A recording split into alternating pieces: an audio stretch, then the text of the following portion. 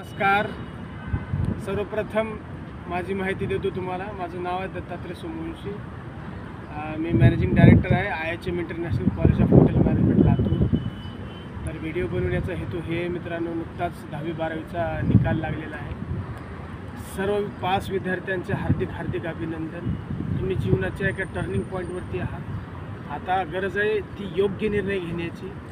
तर मी एक सांगेन, मी 15 वर्ष झाले या इंडस्ट्रीमध्ये काम करतो आहे. आज बऱ्याच अपॉर्च्युनिटीज आहेत मिडल ईस्ट गल्फमध्ये काम करण्याची. इथली सॅलरी सुरू होते 70,000पासून ते 1.5 लाख 2 लाखापर्यंत. हे डिपेंड आहे तुमच्या स्किल्सवरती.